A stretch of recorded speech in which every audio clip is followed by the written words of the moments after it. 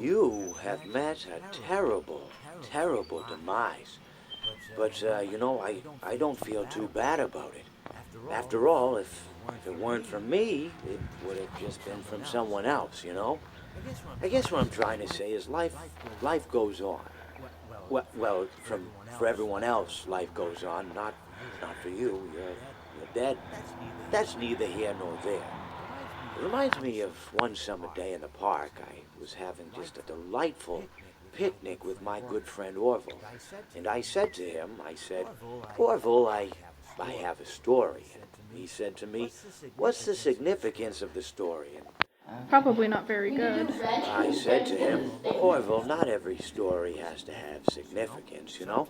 Sometimes a story is just a story. You try to read into every little thing and find meaning in everything anyone says, you'll just drive yourself crazy. I had a friend do it once. Wasn't pretty. We talked about it for years. And then not only that, but you'll likely end up believing something you shouldn't believe, thinking something you shouldn't think, or assuming something you shouldn't assume, you know? Sometimes, I said, a story is just a story. So just be quiet for 1 second of your life and eat your sandwich, okay? Of course, it was only then I realized I made sandwiches, and poor Orville was having such difficulty eating it. Elephants have those clumsy hands, you know? Actually, I suppose that's the problem. They don't have hands at all, do they? They're all feet. Pumpkins! Pumpkins! I spent a lot of time outside early in the morning when the mosquitoes. Now, if I recall correctly, Pumpkins, there was come a here. bakery nearby. I said to him, Orville, let me go get you some rye bread. Now, I'm unsure if elephants enjoy rye bread, but I assure you that Orville does. Now, this was on a Tuesday, which was good because rye bread was always fresh on Tuesday. They made sourdough bread on Monday, or rather, they showed it at a Oh, put it discount back. when people want to feed the ducks, and probably at the end of the day. First person to fully cross this line I loses. don't recall. I do remember a man who would bring his son to the bakery every Wednesday and go feed the ducks. He would buy all Panda's of the sourdough phone is bread. moving. Of course, you're not supposed to feed the ducks sourdough bread at all. It swells up Bringing it back. and they all die. At least that's what I've heard. You know, I never saw any ducks die myself, but I did notice a substantial decrease in duck population over the course of a few years. I just never thought to stop the man and tell him that he was killing the ducks by feeding them sourdough bread. And if you want my opinion on the matter, and I told Orville this as well, if you want to feed ducks, or birds, or any kind for that matter, it's best to buy seed. When you think about it, breads of any sort don't occur in nature. They don't grow on trees or spring up from bushes. I don't think birds know what to do. What was I saying? Oh, yes. So I bought Orville some rye bread. What a fine day it was. Oh, jeez. It seems that you have met your Get her again. What a Get her. pity.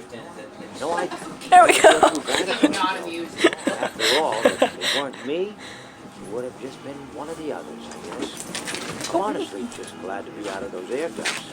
You know, it's not easy for a hippopotamus to fit up there, and not easy to get down either. Not as young as I used to be, as you can see. Okay, now that is Young, you're done. vibrant. You have that sort of pecking established. Reminds me of a conversation search, I was having with one of my good friends, Orville. We were having a nice picnic. I believe it was summer, or perhaps Go. was it the fall? Yes, it was the fall because the leaves had turned already.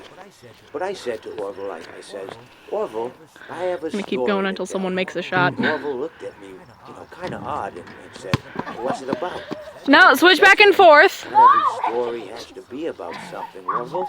Sometimes a person just wants to talk. Why does everything have to be a story? He just looked at me and said, well, you said you had a story. You know, he was quite right. I did, in fact. I told him I had a story. I suppose if a person just wants to talk, then it's best to not announce that you're telling a story. Telling a story does come with its own pressures and expectations. I I suppose.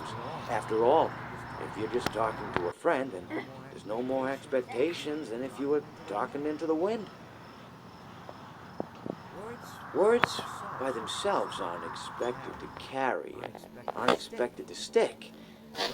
But if you announce you're telling a story, well then, there'd better be a point to it all, you know? No one wants to sit and listen to someone ramble on and on and on with absolutely no end in sight. So, it's good to be mindful that when you tell someone that you're about to tell Tiny a story, bit of shadow. Christopher, stand have it. something Stand to here. say. Okay, Telling move, someone move. gonna tell them a story Yeah, right There there. you go. tantamount to asking them to stop what they're doing. Oh, it is. You're basically saying, hey, buddy, stop everything. Stop what you're thinking. I have a solution to everything. And, well, I didn't really have any story to tell. In hindsight, I probably just misspoke when I said that I had a story. I think it would have just been better to tell Orville that I wanted to tell him something rather than tell him that I had a story. But, even then, it might have put too much importance on the whole thing.